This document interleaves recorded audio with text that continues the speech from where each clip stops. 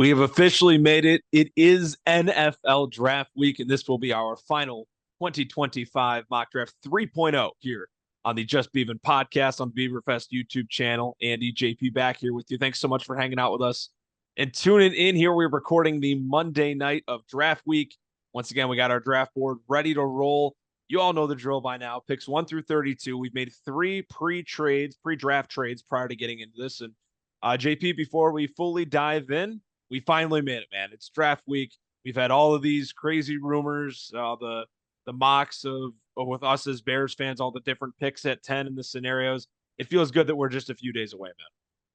Yeah, it's you mentioned it earlier. It snuck up on us, and Yeah. I couldn't be more excited. I mean, all 3 days, lot of sleeper picks in the later rounds today, and I know the Bears own 3 day 2 picks, so that'll be entertaining. Adam Schefter said it best. Rounds 3, 4, and 5 are going to be more important now than ever compared to previous drafts. And the Bears, like you said, JP, are going to try and jump on every opportunity that they can get. Here we go. Here is our draft board. I think we're going to do this before we jump in.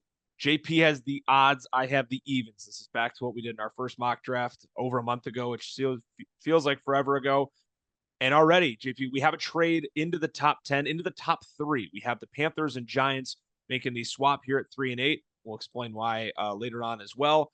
We once again have Denver climbing up. This time they're not moving up with San Fran. They're moving up to 14 with the Colts. And our last move involves the Vikings moving to 16 with Arizona at 24. And JP, before we dive into the draft, I think the one trade we want to talk about before we get going is that Broncos trade. I've read more. I'm sure you have as well about them being serious about moving up. And we just want to say we were on that first. We had that in our last mock. And because I have read a lot more, I was pounding the table to have Denver move up again here before we get things rolling in our 3.0 mock.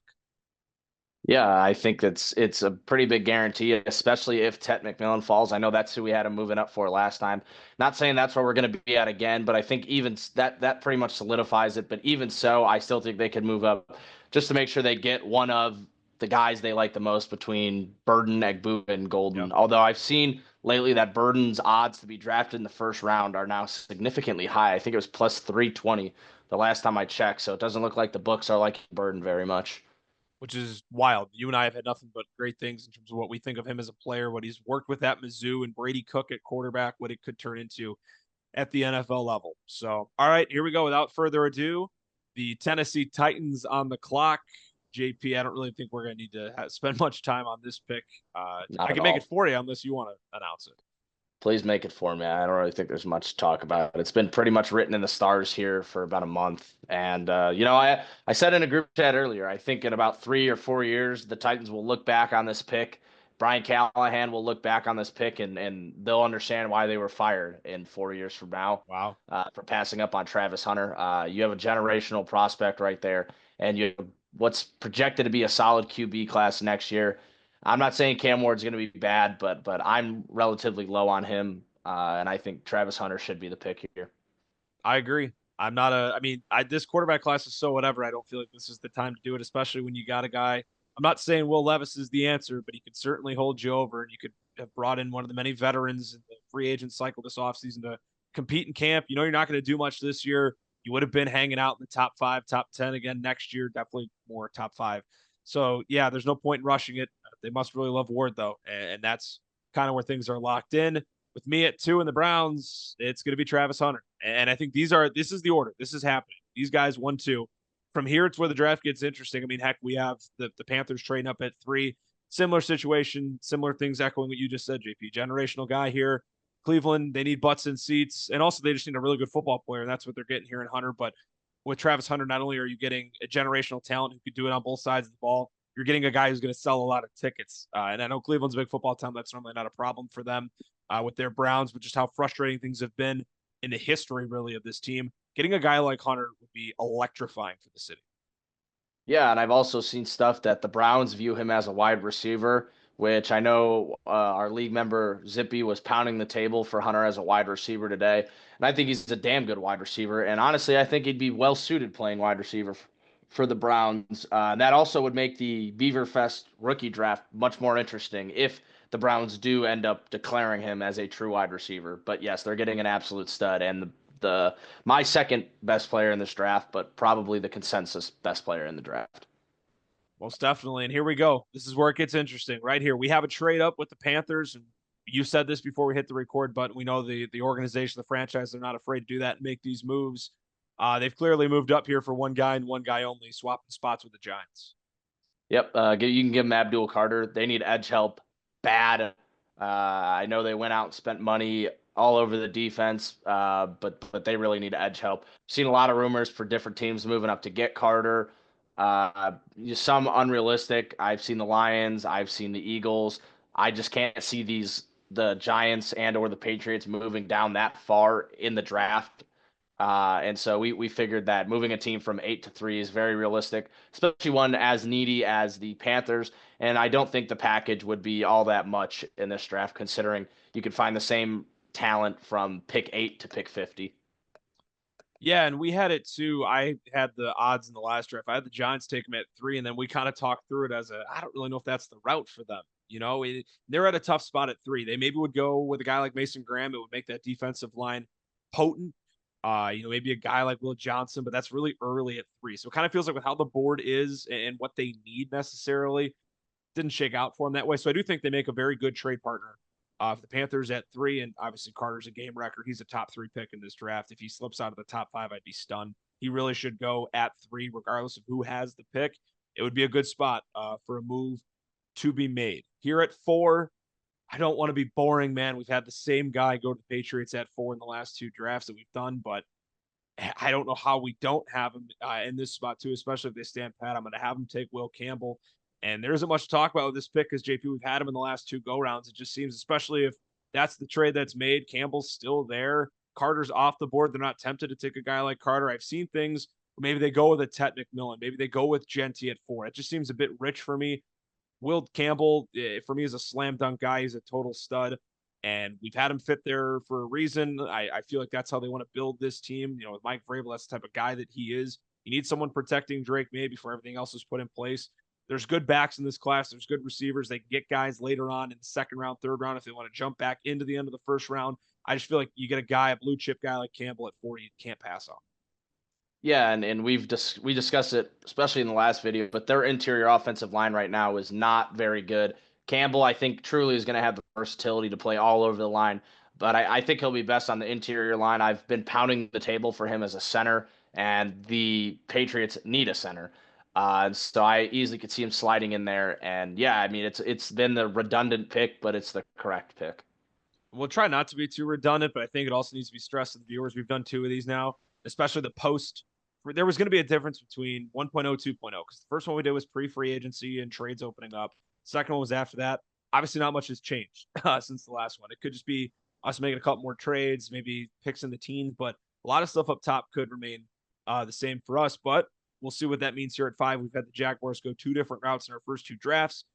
JP, do they go back to one of those 2 guys we've had them taking already, or is there a new guy that jumps into the 5 spot?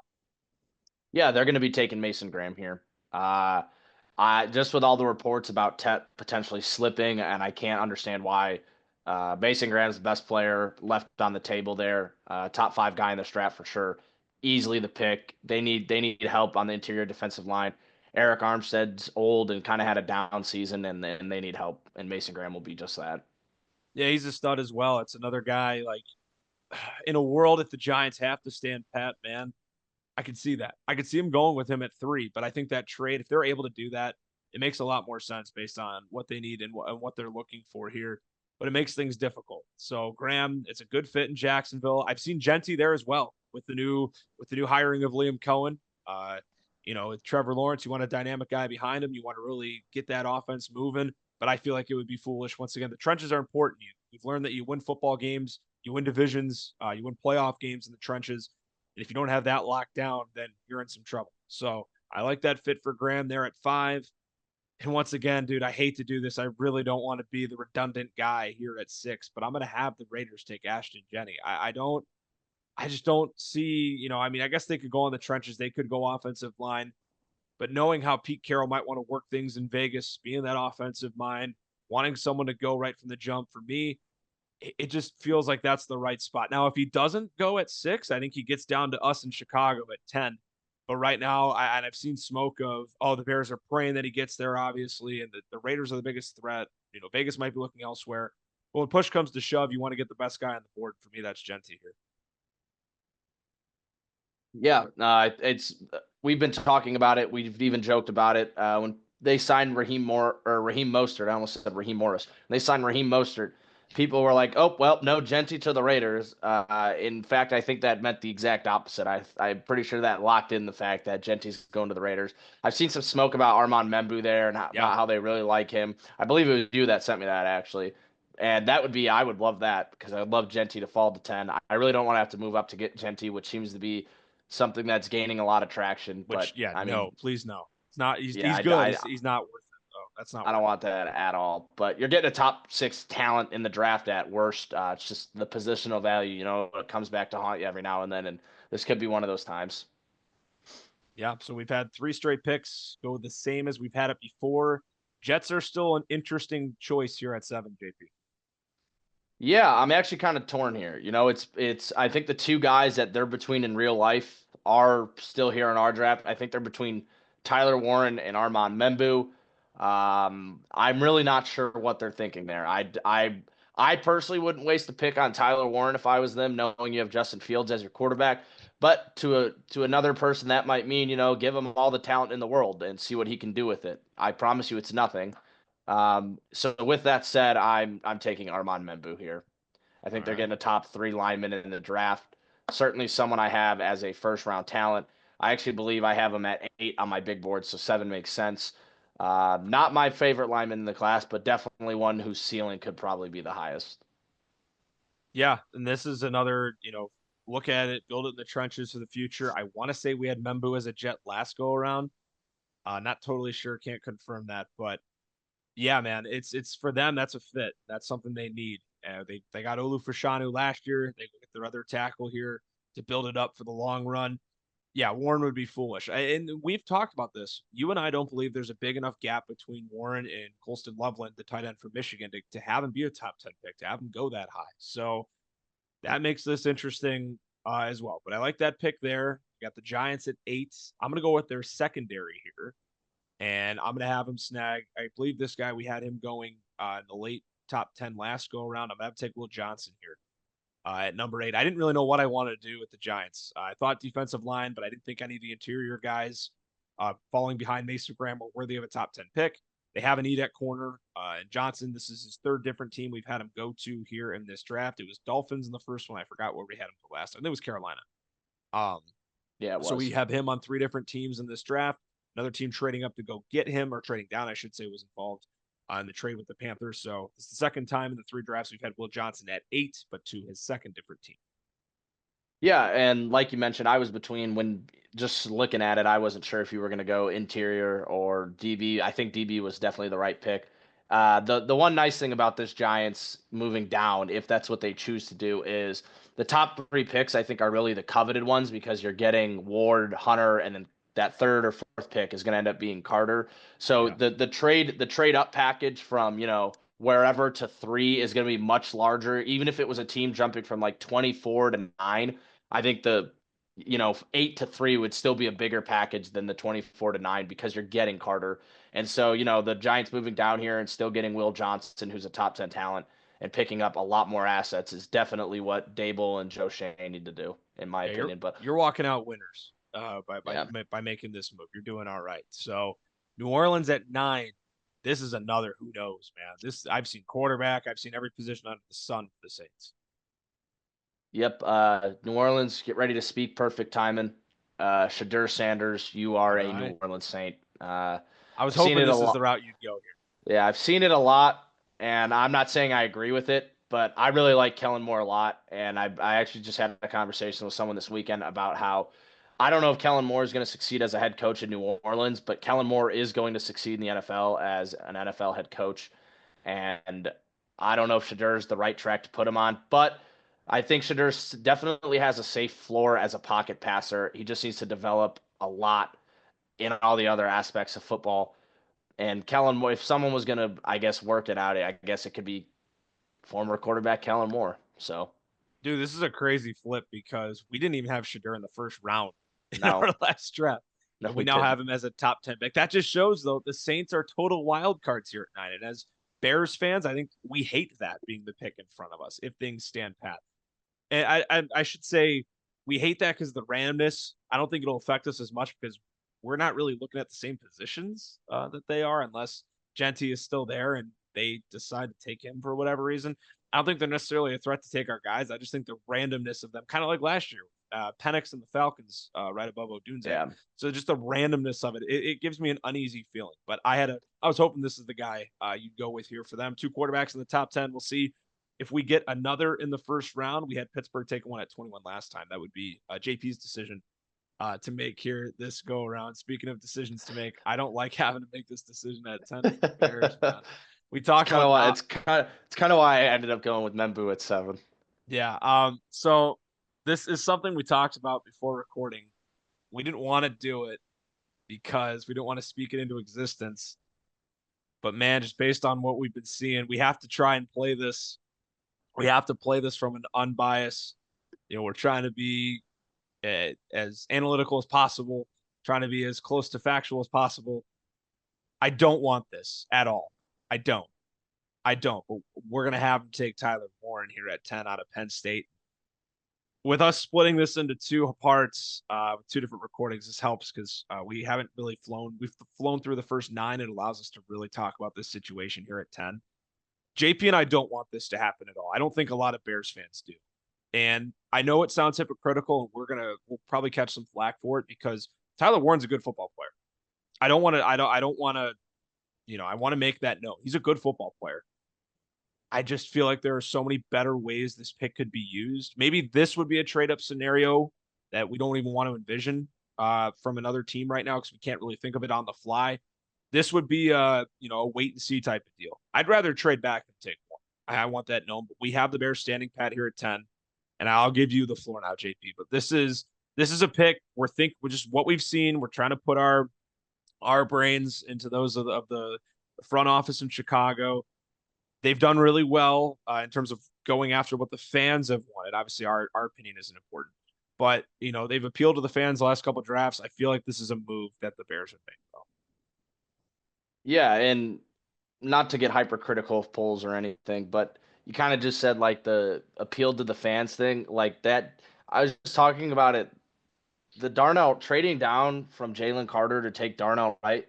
If Darnell Wright doesn't like go absolutely insane this year, that might be one of the worst trade downs seriously in NFL history. I mean, Yeah, moving down one pick off of a guy who's an absolute wrecking house. I mean, we obviously ended up with Dexter, and I'm a big Dexter fan. I think he's severely underrated, and I do think Carter's a little overrated. But that's not saying much. It's just because people say he's like top 3 D tackle, and I think he's more like 6 or 7. Like that's the gap I'm arguing. My main thing though is I put Sanders there to cause the Tyler Warren pick for the sake of like some sort of realisticness. yeah. In all we need to pray for is that Sanders, if Genty doesn't fall to us, Sanders falls to 10.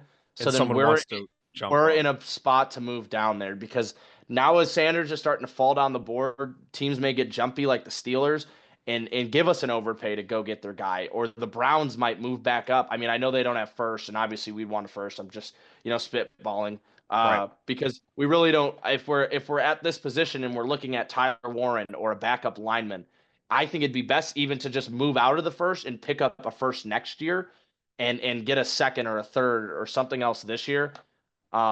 Because we don't, whatever guy we draft here is likely not going to start because we're not taking an edge. Or I mean, not start. I mean, if we took Tyler Warren, he's obviously going to see time on the field.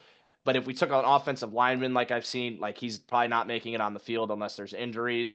Hampton would be the other one who'd get on the field, but again, it's a running back, so I'm sure he'd be splitting carries too in some kind Yeah. of fashion. But if we move down and acquire first next year, it just gives us more flexibility. Anyways, I really hope Sanders falls to 10 so the Steelers can Mm. overpay us to come get their guy. But Or we go like with you mentioned, Hampton, man. Like, I mean, I I'm could have okay taken with Hampton Hampton. again here. I just I'm wanted to okay with change it up. Hampton. We had to I know. change it up I sometimes. We have just to hit all scenarios in these drafts in this series. But I mean, I would prefer if this is the board, I'm screaming for Omarion Hampton at this yeah, point. this That's who I'd this want. oh, I'm in the same exact boat as you. I'm hoping this Tyler Warren stuff is smoke. So if he is on the board at 10, the Colts who Someone we have calls moving us. down. If you look at the board, yeah, we have them moving down. But someone calls, the Rams call, anybody calls to come and get the Chargers call. Somebody calls to come get Tyler Warren. We can move down and safely select a lineman or an edge and not feel like we had to overdraft anyone or we lost out on value or anything like Yeah. that. But And get more truly, assets in return. I'm beyond. This is the only pick we can make at 10 that would piss me off beyond measure. I would be Yeah. so infuriated by this. And it has nothing to do with Tyler Warren as a player. It He's a good football player, man. would He have is. everything to do with our fit. It doesn't make sense. We just paid Komet. I would really be upset if we took Tyler Warren. And I also brought this up to you before we hit record. The Bears YouTube series that they do, the 1920 drive or whatever it's called. They were introducing the coordinators. They each had a couple of minutes where they were interviewed and they were talking. And Declan Doyle, one of the first guys he brought up was Cole Kmet, loving what he can do from a pass and run blocking game and what he can do in terms of going out and making plays in the middle of the field. He's like, we definitely got to utilize that. So it's like, all right, if you're OC is hyping up the tight end this much, saying basically indirectly saying, yeah, we know he was misused last year. We need to change that.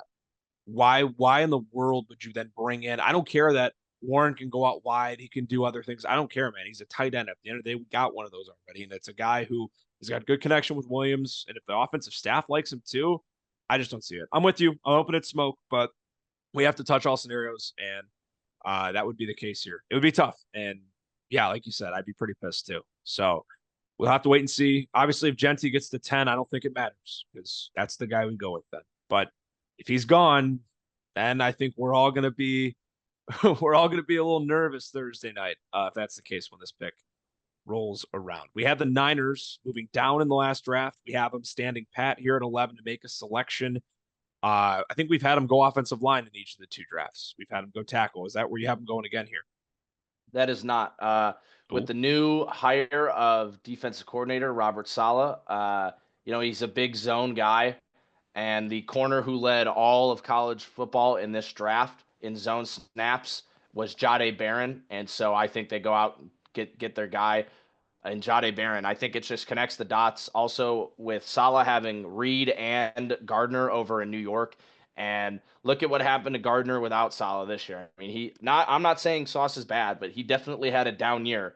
And even DJ Reed got a little underpaid from the Lions this year after being a stud with Salah there. And so I think that they go out and get a guy who's safe in zone and also one of the freak athletes in this draft, and they replace Charvarius Ward. the Charmander, as he goes by. You are a big Jade Barron guy. I know you like him a ton, and this is the highest we have him going in any of the drafts. But he's been a guy. His stock's been all over the place, so I can see it for sure. And you mentioned Salah.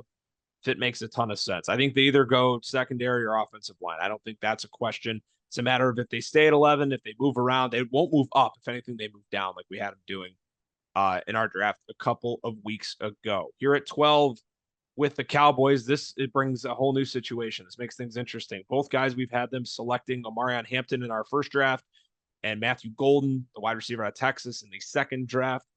Makes things a little more interesting for myself here because we preached that Golden was such a Cowboy draft pick, right? He's a Texas guy. He fits the mold of what they're looking for, but Hampton is here for him at 12. I'm still going to have him go receiver. I'm going to run it back and have them take Matthew Golden, who would be the first receiver off the board in this draft. Now, do I think he's the best? No, he's not my highest rated receiver, but it's one of those I'm seeing a lot more of him being the guy at 12. That's the guy they're going with, regardless of who's on the board. I would take Tet McMillan before I would take Matthew Golden, but this is a team thing, and you're seeing all the smoke with the Cowboys liking Golden a ton. We got back-to-back Longhorns off the board here, and the fact that the first Longhorn taken in this draft is not Kelvin Banks Jr. It's actually two guys before him. Makes it all more interesting as well. So I have him sticking with Golden again. Yeah, I think you summed it up perfectly there. Not the best in the class, just the Cowboys pick. Makes total sense here. I see it perfectly. Golden, the right pick there. All right, and at 13, Dolphins, we had them moving out in the last draft. They moved down as well. They're going to stay here at 13. We had them take Will Johnson in our first draft. I don't know why I'm blanking on who we had him take in 2.0, but we had him go with a different guy, obviously, with Johnson. I believe we moved him. I believe we moved him down and had him taking Banks. Yeah, No, I think it was we didn't have him moving down, but I still think they took Banks at 13. yeah, it was O-line. Either way. So once again, I feel like I'm boring. I feel like I'm sticking with all the routine picks. you're making picks outside of the comfort zone, and that's not going to change for me. I'm not going to try and spoil anything, but that's just how it is. So Dolphins at 13, where are they going? Yeah, I kind of sniped my own pick at 11. I know with they're actively shopping Jalen Ramsey, and that's another thing I've seen with the Dolphins or with the Eagles. I don't know if you've seen that at all, but them swapping first and then Devontae Smith going to the Dolphins and Jalen Ramsey going to the Eagles, which would be, I think, a win Seeing for both teams. seeing as I just traded for Devonta Smith, I don't know if I'd love that. No, no, it would be bad for fantasy I would purposes, but actually be really pissed about that, but it I would can be see that move. yeah, it'd be quite the stack. And that would, I think, almost lock in them trading Tyreek Hill as well. You reunite Waddle and Devontae Smith as well. But uh, yeah, I'm kind of stuck on this pick here. He'll end up doing, and I believe that's taking Kenneth Grant out of Michigan. I know Anthony Weaver himself isn't a direct affiliate of Michigan, but I know that Baltimore staff had a lot of Michigan guys on it, and so I'm sure he's got a slight lean towards Michigan guys there. I have Kenneth Grant. I think I might even have him at 13 on my big board, and so I think this would be a perfect fit. Yeah, interior defensive line. The defensive line in general is not super impressive in Miami right now. So you got to go somewhere to start it off. I guess Mike Green would have been a guy if you want to look edge, but we are realizing more now than ever, especially over the last couple of seasons, how important it is on the inside. That run stopping game is everything. And if you don't have that locked down first, you're just going to get run all over, and it doesn't matter. So I like Kenneth Grant a ton. Paired up well with Mason Graham at Michigan. Those two caused a lot of havoc. And he's definitely a guy that deserves to go in the top 20. And in this case, for us, the top half of the first round. I promise I'm not being boring here. And I didn't do this by design. I guess I could have flipped these two guys, but we have Denver trading up for a receiver. And the guy we had him trading up for in our last draft is still on the board here at 14. I could have had Dallas take him. Then I could have had Denver take another receiver here, but this is just kind of how things have shaken out. Ted McMillan is going to go here. His fall is stopped. He'll go at 14. And I guess maybe to make things more fun, I should have had him go at 12 and Golden go at 14. But either way, I think Dallas goes receiver. I think Denver goes receiver. I just wanted to keep the same picks that we had last time for some continuity. And once again, I can just see him in those colors. I think we've had that quote a few times in our draft. Seeing guys in colors, I can see McMillan in a Broncos uniform. It makes a lot of sense. That's a guy worth trading up for as well. Yeah, no, I fully agree with you. My number one prospect in the whole draft, and he's sitting all the way down at 14. We've said this every single time we've done a mock. I cannot. I'm so baffled by the Tet hate. I don't understand the slander on his name. This guy's a freak in nature. He's 6'5". He runs a 4.40. I don't know what else you want from the guy. I'm so confident that Tet McMillan is going to be a hit in the NFL. And the Broncos are getting the best player in the draft with this pick. Would you have had Dallas take him? I only did Golden because that's we still are seeing more Golden stuff. I'm Jerry Jones is one to buy into the headlines. Matthew Right. Golden is a headline, and Tet Falling is a current headline, and that just no. I would have taken Golden at 12. All right. Just checking. I always like to cross compare here. We've had the Falcons go defensive line, but we then had them take Mike Green twice so far. I believe we've had them take Mike Green every single time. I could be wrong, but I'm pretty confident that we've had them take Mike Green every single time. Will that continue here? That's going to continue here. That's going to be the pick again. Their edge is terrible. I was looking at their depth chart the other day. I literally don't know a name on their starting front four besides Rukarororo. That is literally the only name I even recognize. I thought I knew a lot of ball, and then I looked at their depth chart. Wow, they need Yeah. ed. They need edge help bad. I don't know if it's going to be Mike Green or Shamar Stewart, but it's going to be an edge, and I think Mike Green's the second best edge in this class. I think he's a top 10 player in this class. Yeah, brutal. I'm with you. They need to go edge. It doesn't matter who. And Yeah. you and I like Green. So it all checks out for myself. This will be the last pick we make here in the first half of the show. We'll cut it 50-50. Before we get to the Bengals, you know the drill if you've watched the first two. So we have the Vikings moving up here with the Cardinals. They're going to take the same guy we've had to take in the last two drafts, but this guy is also another one who probably won't be around in the 20. Maybe he will be, but I don't know. He may or may not be around at 24 anymore. I don't know if that's as much of a certainty anymore. And because of that, they know how badly their secondary needs to get a bit younger. Malachi Starks has been their guy. That's who we're going to have them taking, even though it's a repeat pick. I know I've been repeating a lot of picks. That's going to happen here. We have him moving up, though, to do this, JP, because you don't know who else might try to leapfrog in front. They might not feel comfortable standing at 24. They're going to have to wait 8 picks to see either if someone takes their guy or someone jumps ahead of them, because I think everyone knows that they want to go secondary, and Starks is the best safety in this class. This ensures that they get him here in the teens. Yeah, they own the least amount of picks in the draft. They own four. So I can't imagine they'd be giving up any picks in this draft, particularly. But I think they're either moving up to get Starks, or when 24 rolls around, they're gonna, maybe I know the Browns pick at 33, so maybe you swap for 24 and 33, and You pick up a third or something. you pick up a third or a fourth, and you gain more capital, and then they end up taking Watts or Winston or Manowari, but they're going safety, and in this case, like you mentioned, we just have them moving up to secure their guy in Starks.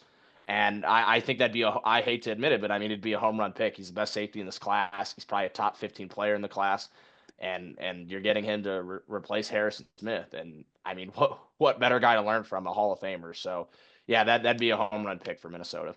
Yeah, it's a guy we'd have to see an unfortunate amount, to put it that way. I haven't seen him twice a season throughout that. So that is the first half of our draft. We'll scroll down real quick. Ward at 1, Hunter, Carter, Campbell, Graham, Genty, Membu, Johnson, Sanders, Tyler Warren, the Bears, Jade Barron, his highest pick we've had yet today at 11. Matthew Golden stays with the Cowboys at 12. Kenneth Grant at 13 to the Dolphins.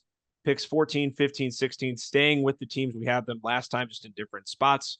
14 with the Broncos for Tet McMillan. Mike Green remains a Falcon at 15. And Malachi Starks at 16 goes to the Minnesota Vikings. Don't go anywhere. Get our quick fade in, fade out. Part 2 of the show coming up next.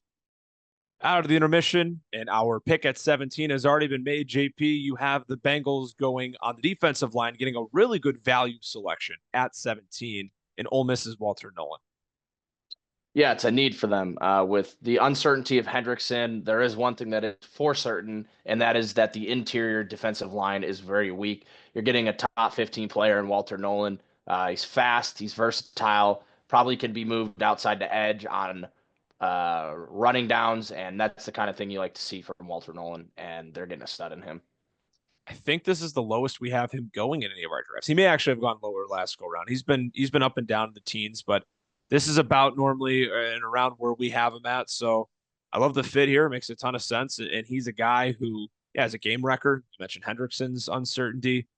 Like him a lot here in this spot. I have the Seahawks at 18. We've had them go interior offensive line. Two different guys. We've had them take Tyler Booker and Gray Zabel. I think Zabel's listed as a tackle here on PFF. But either way, a guy who can play guard, potentially play center for them this year, as they have gaping holes on the interior. Their tackles have been taken care of, but it's on the inside they need help. I took Booker in the first go round. JP, you took Zabel last time. I'm going to get my guy here again in Booker at 18. It's going to be one of them. And whoever doesn't go here will go in the late 20s. I think they're both first round draft picks. If not, someone will be all over the phones for Cleveland and company at the beginning of day 2 trying to get Booker, Zabel. I think they're both first round guys. I just took Booker in the first go round. I like him better, and I have him here at 18. Yeah, I honestly think Booker and Zabel, it's like 1A and 1B at the interior line position. I just like Zabel more because he's able to play both center and guard, and you're only getting a guard out of Booker. But that doesn't really matter because Seattle needs a Booker. And if you think Booker's the best guard in the class, then Booker should be the pick. And yeah, like you mentioned, I mean, they're both first round talents. Booker's a hell of a prospect, too. He's been talking about being a first round pick since he got into college. So definitely a home run pick there for Seattle. Something the fans got to be thrilled about, too, protecting Darnold. Yeah, being in a spot like Alabama, you're always going to have that shine on you there. JP, we've had the same guy go to the Bucs at 19 in the last 2 drafts. Do we get our second three-peat to go along with Will Campbell? We do. This was one of the first picks I made in our, or this was one of the picks I made in our draft, and I pounded the table for it when I first made it. And yeah, I'm making it again. Jahad Campbell, he's best linebacker in the class. He's certainly a first round talent. And like I've mentioned 100 times over, he fits Todd Bowles' system. They need to replace some linebackers there, and he'll step right in and fit right in. And ironically, both guys that we have three-peating in this draft are last named Campbell. Will and Jihad here at 19. I don't have anything to add because we've taken him the last two drafts, and it makes all the sense in the world. 20 with the Colts. This is a pick I actually had lined up, hoping that he wouldn't go in the next few, and knowing likely that's not the position they would want to approach. The Colts trade down after Tyler Warren is gone at 10, and they still get a guy after all who I think they're going to be pretty thrilled with in Colston Loveland. And I believe this is the first time we don't have Loveland going to the Chargers at 22. He is the guy here at 20. In our first draft, we had Tyler Warren going to Indy at 14. JP, they still get their tight end here, and a guy as well. We are saying Tyler Warren is the better prospect, but the gap between him and Loveland is not as big as one would think. Yeah, I actually have Loveland ranked over Warren. Just like his ceiling a little bit more. I think Warren has a drop problem, which doesn't get talked about that much. And I actually think he's overrated as a pass catcher. Loveland is not. Loveland is a beast. He's a slot wide receiver with blocking capabilities. And I just think he fits the Shane Steichen kind of offense a little bit more. And I think they'd be getting great value moving down and still getting a top two tight end, no matter how they look at it. And this would be a great pick for them. Getting more assets in the process as well. This pick is interesting. We had a quarterback go here last time. We had him take wide receiver in our pre-free agency mock draft. Obviously, now with DK Metcalf, George Pickens, they don't need a receiver anymore. And JP, your guy who you like is still there. Do you have the Steelers going quarterback again? Yeah, it's going to take everything in me not to make this pick. I really want it to happen, but I'm gonna hold off on it and try and keep it a little bit realistic. You can give the Steelers Josh Simmons here. I think they're going to end up taking a tackle. They need some offensive line help. Josh Simmons is my number two lineman in the entire class. I have him as a top 10 player in the class. I might even have him in my top seven. I can't really remember right off the top of my head. I have him at seven exactly, and they're getting him all the way at 21 because of injury concerns. He's an absolute beast. And no matter who ends up playing quarterback there, whether they bring in Rodgers or they move up in the second and get Milrow, Simmons is going to be around for a long time. And yeah, it's Simmons is a beast. Like I could talk about, I could write an essay about Simmons. I love Simmons, and getting him this late is an awesome pick for them. That's a guy too we like in Chicago. We just don't think at this point it's super likely to happen. No, everything about Josh Simmons is great. We've had him go as high as 9. We've had him go as low as 27.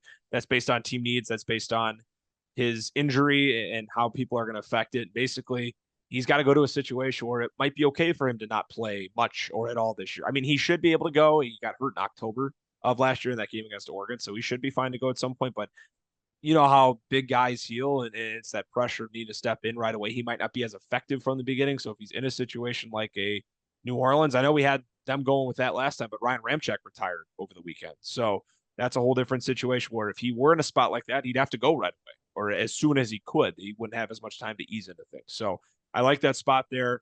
Mike Tomlin would really like to coach up Josh Simmons in every way imaginable. So Chargers at 22. We've had them go pass catcher in the first two drafts. That's not what I have them doing here. Don't really love the pass catchers on the board for him. I know we could go Luther Burden, but I want to change things up as well. I want to get something new for the Chargers. I looked at their depth chart, JP. I know they run a 3-4, but man, their edge rushing is bad. I did not realize how little edge rushing they have on their roster. Because of that, I'm going to give them James Pierce Jr. here at 22. I know he's more of a polarizing prospect. Have we put him in the top 10? If not, pretty close to it. I think we have. If not, pretty darn close. But we have him here in the Yeah, he might have 20s. gone at 9 in our first one. Yeah, he's fallen a bit here though, and the Chargers capitalize on it. Something different, something new. We've been going either same position or same player for a lot of these teams. Want to at least change it up here in the 20s, and it'd be like Pierce Jr. to the Chargers is a refreshing change. Yeah, just like you mentioned, even with Joey Bosa, their edge rushing was kind of bad. I've been anti Joey Bosa for a couple seasons here. I mentioned it even when the Bills signed him, but I think it's different with the Bills because they have the talent where he can, be a limited role, strictly pass rushing role. Although he's almost a better run defender at this stage in his career, so it depends how they view him. But yes, they need a edge rusher. This will give Pierce a chance to learn from Khalil Mack, who's both dominant in the run game and in the pass game, and well on his way to Canton. And no better mentor, especially for Pierce, who needs to learn to play against the run. There you have it. We have Green Bay at 23. Luther Burden's there, JP. Yes, this would break every trend ever known in the Packers' history to take Luther Burden. And so that is why we're not taking Luther Burden. And we're actually going to take cornerback Maxwell Harrison from Yes. Kentucky. I don't even know if I have Harrison in my top 50. I don't think I do. I have him at 58. So that puts that in perspective. I'm not very high on Harrison, but he's an athletic He's freak twitchy. and people like that. And so I'm sure the Packers have bought into that. And, you know, I'd actually be perfectly fine with them taking this pick. And quite frankly, I'd even be okay if they took Burden or Egbuka, because one thing the Packers can't do is develop wide receivers, especially in recent years under MLF. I mean, Jaden Reed's been about the only one. They've been telling me Dobbs is like a great number two. He's not. Christian He Watson, I needs to mean, he's stay not. healthy. I feel Yeah, like he's never healthy. no, he isn't. Watson's never healthy, and Dontavian Wicks couldn't catch a football if it hit him in the hands. The only one there that's good is Jaden Reed. So they do need wide receiver help because I don't believe in Dobbs as a two, even when he's healthy. I don't believe in Watson ever probably playing football again, and Dontavian Wicks, like I just mentioned, is no good. So yes, they probably should take Burden, which is exactly why they're going to take Maxwell Which is why they Harrison. won't. Yeah, they did this last year with Jordan Morgan. Not a bad offensive lineman out of Arizona. It's just kind of a not sure if that's the spot or the fit for him there. I think we've had Harrison going to the Packers before. That just shows you how on tune we are with this. And I'll be interested to see across all of our mocks how many we got. I mean, we do get more throws at the dartboard having multiple drafts at it, but I feel like that's only fair because of the endless possibilities and trade ups in all of the above. We have the Cardinals moving down here. We've had them go defensive line at 16 in our first two, particularly on the interior. But when I look at the interior here, I guess you can make the argument for Derek Harmon, but I don't know if I necessarily love any of the interior guys on the board in this spot. I have gotten a gander at their depth chart. I don't love what they have on the interior, their offensive line. They went and got Paris Johnson last year at tackle out of Ohio State. Jonah Williams at right tackle. Make the argument maybe, I don't know about him, but in general, I think you need to beef up on the inside of this offensive line. Do they have? Oh, they have listed as a tackle. I literally said this at the beginning of the episode. Gray Zabel is gonna be my pick here to Arizona at 24. Talk about a team who I didn't realize were lacking on the inside as much. Right now, they're listed starting offensive line left guard Evan Brown, Hajate Froholt, definitely saying his name wrong. That's the starting center, and Royce Newman at right guard. I don't know who any of those guys are. That might be bad on me for not knowing as many offensive linemen around the league, but I mean, one of them could be solid. I don't know much about him, and because of that, I think there's uncertainty there. I don't know if you do you remember Jake Kurhan from last year? No. The Bears 64. We were at the Vikings game and he got a penalty and I yelled out, "Who is I've never heard of that guy in my life." He's listed Uh, on their depth chart. So that's how bad their depth is on the interior, even if they like the guys they're starting with. Gray Zabel would make a lot of sense here based on what's on the board defensive line wise. Like I said, you could make the argument for Harmon. I just don't know if he's worthy of going that high. yeah, I love Gray Zabel. You know, we've gone back and forth on the Zabel and Booker stuff. I have Zabel at 23, so getting him at 24 is a perfect spot. And I like I mentioned pre-show, I think the Cardinals moving down, it makes a ton of sense for them. It's not like they have they have a pressing need on the offensive line, but they can move down and get assets and still address the need. I don't think corners like a dire need. You'd rather have a good front seven, which they Even paid then, for, the corners on the board at this spot aren't great. And you just aren't had one great. go in front of you in Harrison. So Exactly. And they'll be able to get one of those second round corners, whether it's, you know, Revel or Morrison or Trey Amos, whatever they want, and still be fine moving down and getting Gray Zabel. Because in all reality, Zabel or Booker could be on the table for them at 16. And yeah. look at you're still getting them here moving down 8, and that's just great value, and you're getting a great player. So with that, moving to 25, Houston, we've had them stand pat here at this spot in the last two drafts. I think once we had them go online, the other time we had them go receiver. Could be drawing a blank there, but either way, we've had them split up on positions a couple of times. JP, there are a couple receivers on the board here for Stroud, but there's also some good tackles as well. Yeah, there's certainly good tackles, and Emeka Egbuka is going to the Texans here. We've talked about it every single mock we've done, and I just think it's time we do it at least once. I think CJ Stroud will be banging to get a Egbuka there. If we still would have had Simmons on the board by now, this would have been a Simmons pick, I think. In all honesty, though, I think this is more realistic. I think they should go Calvin Banks, but I think they would go Egbuka in this situation. So that was kind of my thought process. You're not getting Tank Dell back for a while. Christian Kirk, although I like the fit, is kind of a big question mark. He kind of had a horrible season in Jacksonville last year, and he's been injury prone over the last 2 years. And so you're really not certain how many games you're going to get out of him. Xavier Hutchinson is complete buns. I don't even know if Robert Woods is rostered which is a anymore bummer over because there. that he was kind of fun at We Iowa were we State. were all over him. We were all over Yeah. him.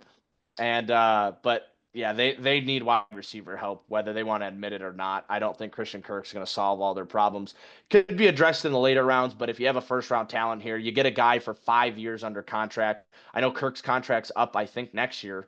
So they're going to need wide receiver help anyways. Why not address it right now and get a guy under contract for 5 years? Yeah, makes sense. Stroud, love it. And similar to what you said, best save the best for last. It's good to get him here at 25. I have a repeat pick, not from last draft, but from the first draft with the Rams at 26. This guy's still on the board. They have a need on the offensive tackle side of things. You just brought up his name. Calvin Banks will be a first round draft pick, and I have him going here to the Rams. Similar thing. He fell in the first draft along with Simmons, who we took one pick later to the Ravens.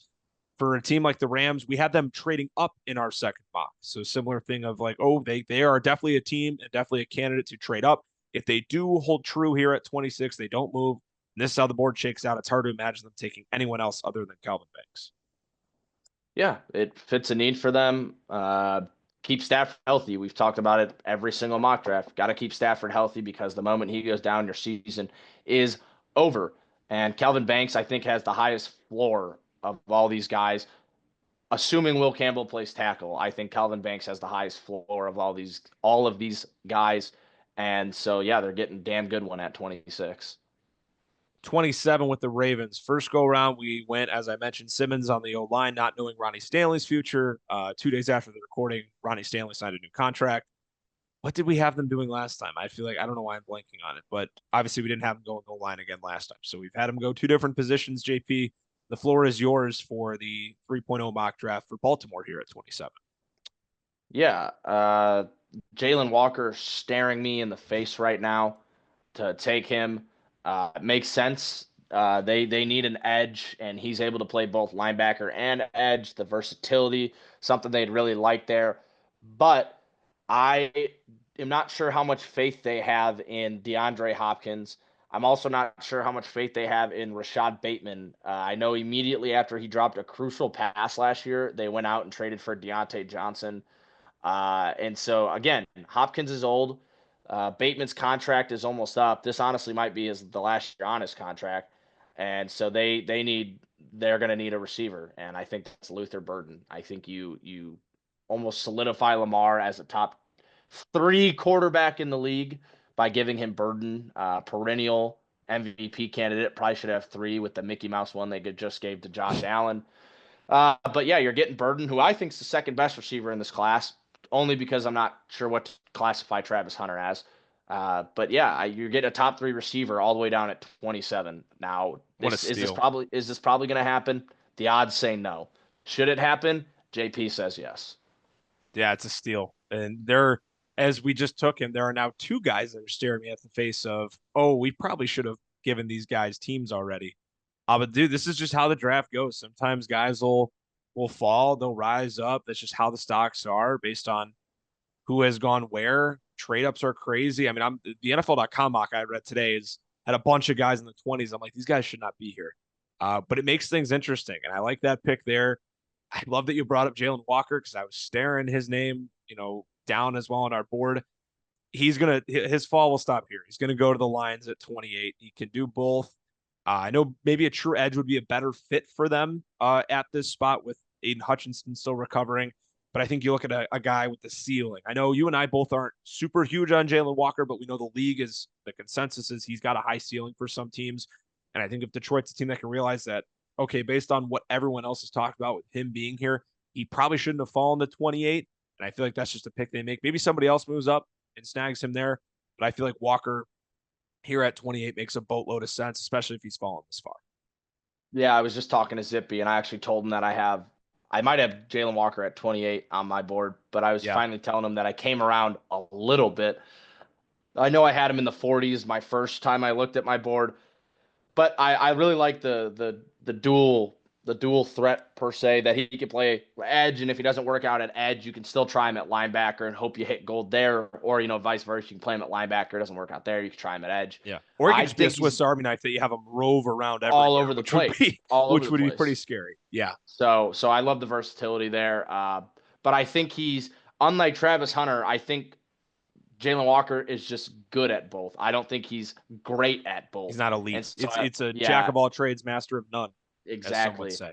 And I think it was Steve Smith actually said that if that's why Travis Hunter's going to have to pick a position because otherwise in the NFL when he's getting against superstars he's only going to be good. He's just going to be a jack of all trades and a master of none because he's not going to be able. You're not going to be able to work on your technique at both positions to the same Right. extent that the guy across from you is working on his technique.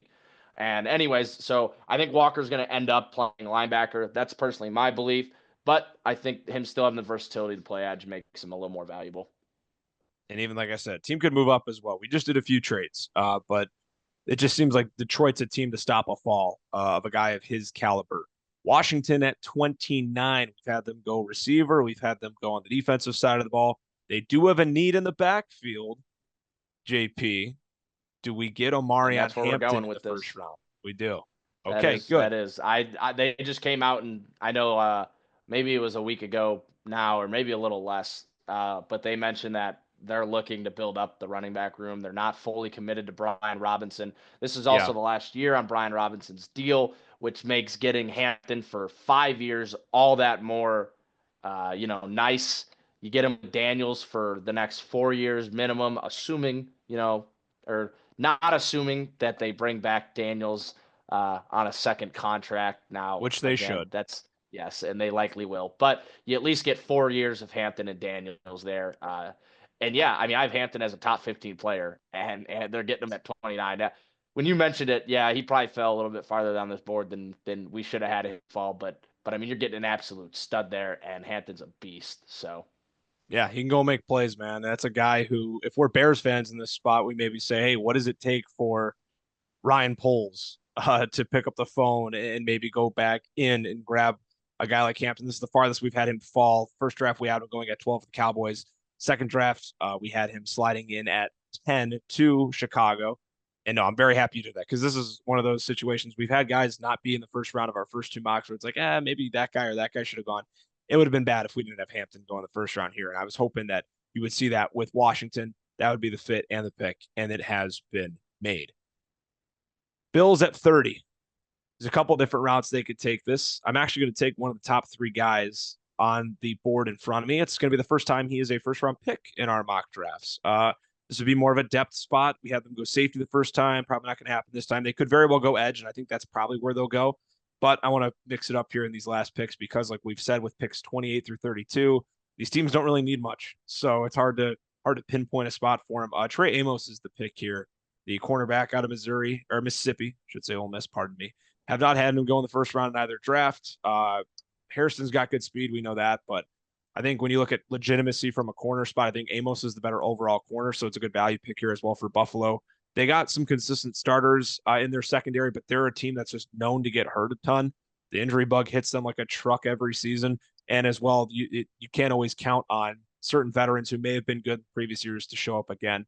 I think this is another one of those long-term plays. They didn't get the Kaiir Elam pick right a couple of years ago. I think they try to right that wrong here at 30 in the Ole Miss product. yeah, they definitely need help at corner. Although I do know they just brought back Tre'Davious White on a 1 year deal to play uh, corner over there. But yeah, I know that it was bad. Their defensive backs were not very good this year. It doesn't help that they have to play DeMar Hamlin every single week. Yeah. That's a brutal blow. I cannot believe he's still rostered. I'm sorry, I just cannot believe it. But yeah, that'd be a great pick. Trey Amos has the build. He has the speed. Definitely a top six corner in this draft, in my opinion. Uh, the physical tools are what a lot of people are betting on with him, and I think it's going to be a safe bet. I'm pretty confident Trey Amos is going to hit in the NFL.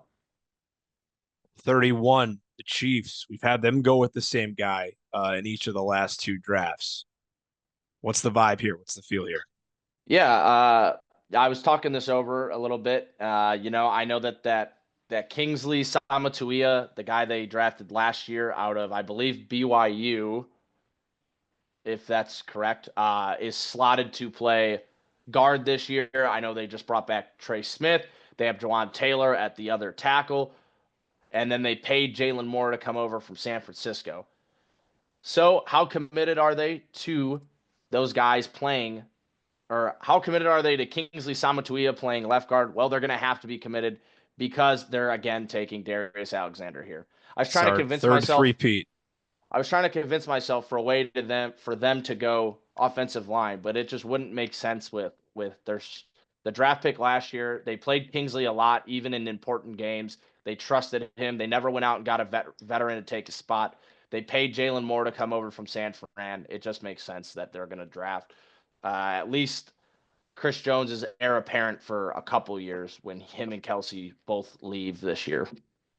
And we've mentioned this before, right? A guy who's ready to go right now, and you don't have to worry about development because you already he is what you're getting out of him. He's 25, 26. And when that first contract rolls up, then here comes the arguments of you're already into your 30s. So if they like him enough, they could get him on a nice hometown discount on the way back. So just some thoughts, some food for thought to throw out there. And I hate having to make the last pick for the defending Super Bowl champions because what do you give the team that has everything? They've brought back everything, as we've always said. Literally, and I'm not just saying this because they're the guys staring me down here, but it's going to be one of the top four guys. So they go edge, they go tackle. I don't really know if they need any more pass rushing help. I know they lost Sweat, and they lost some guys on the defensive line. So maybe you look there, but they have so much depth there, man. Do they really need it? They do have more Ojimo, though, starting at one of their edge rushing spots right now. I was so locked in on Josh Connerly until I just realized that.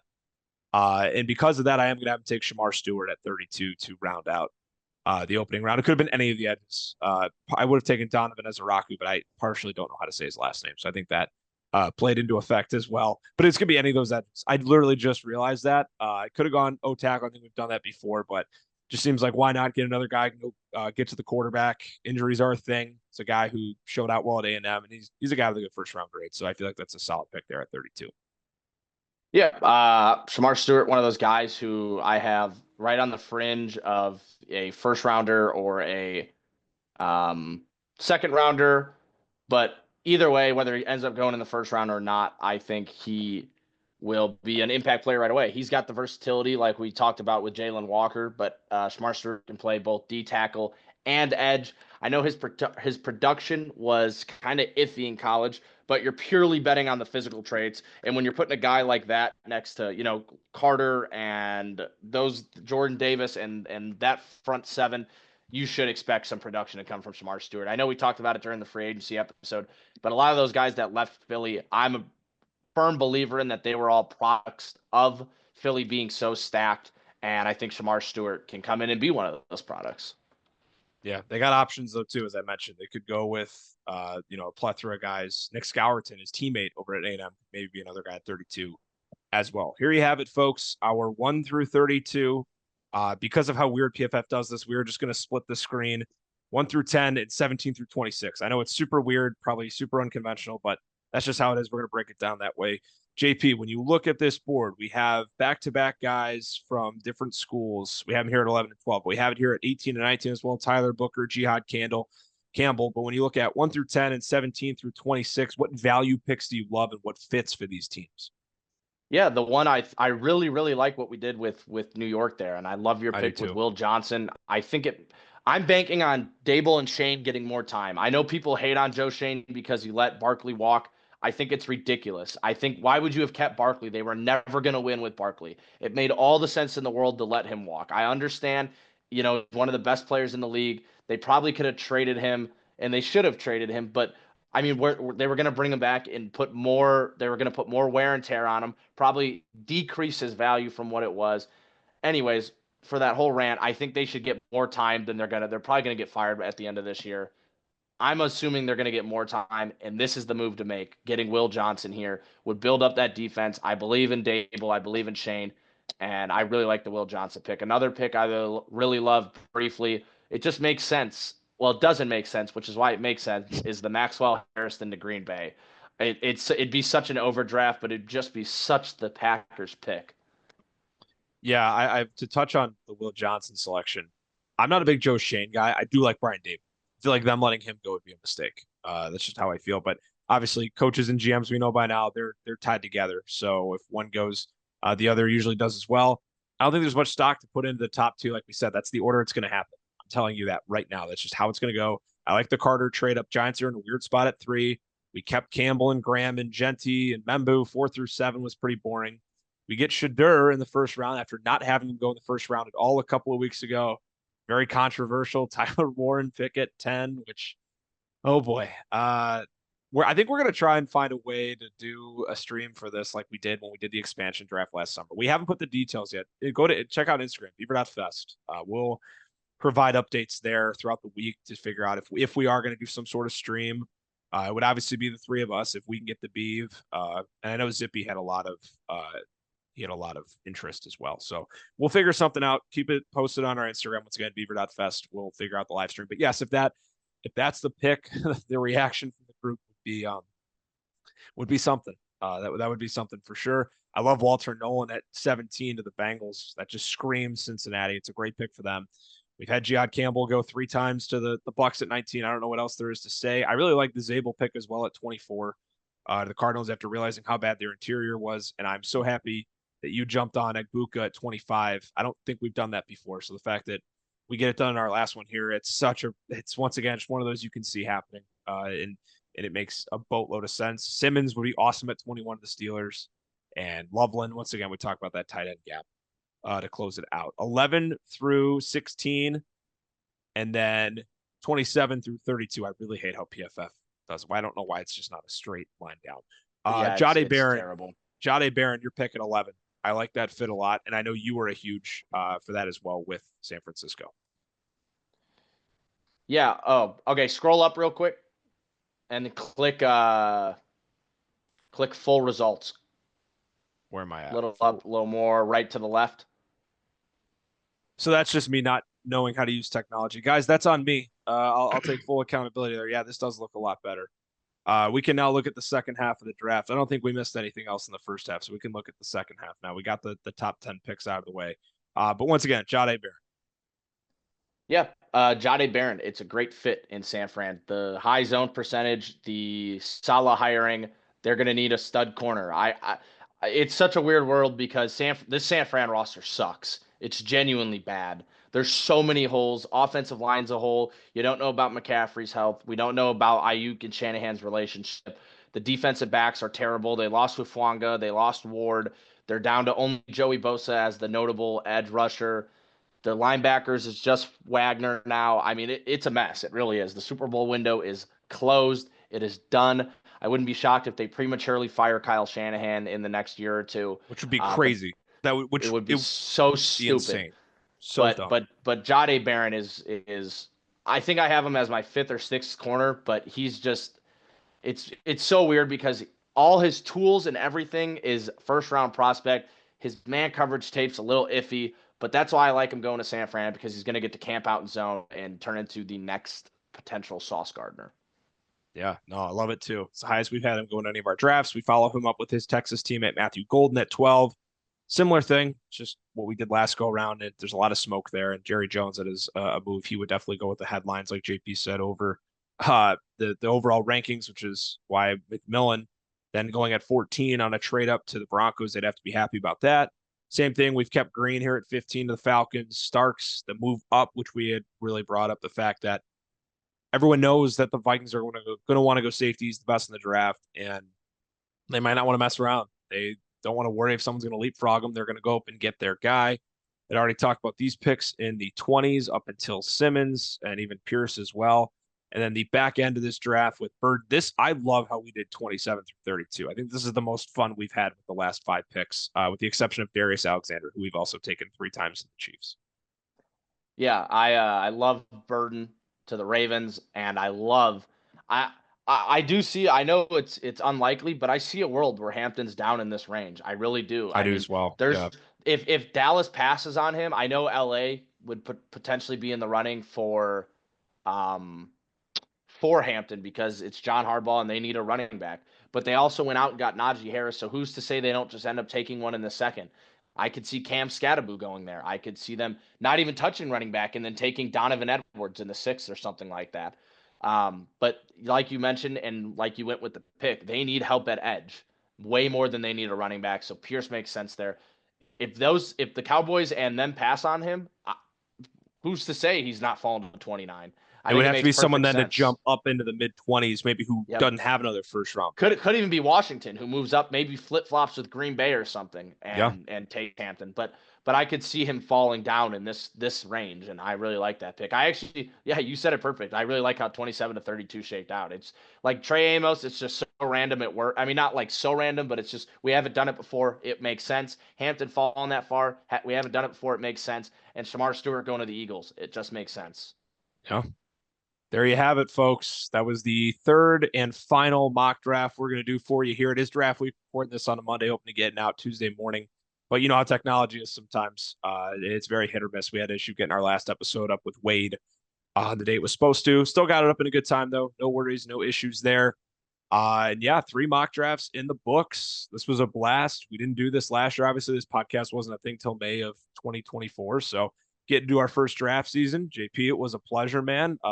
Had a blast doing these mocks. And like I said to the fans who actually watch or our fellow league mates, keep it tuned. Our Instagram page, beaver.fest. We'll have some updates throughout the week if we plan on doing some sort of live stream draft night on Thursday. Would really like to get that done, but obviously it would just have to be at the right time and have to make sense. So once again, though, fans, appreciate it. All the support. And JP, any last words before we sign off here? Yeah, just like you've mentioned, just tune in, check the Instagram people. We're gonna have a live stream up if you want to come and watch the draft with us and get our live reactions to the picks that go on. We'll give you about as much analysis as we can. We'll really just be saying whether it was a good pick and how it affects the Bears looking forward. Gotta love it. Yes, sir. Once again, thank you guys so much. Like, comment, subscribe, all the good things, and we will catch you next time here on the Just Beavin podcast.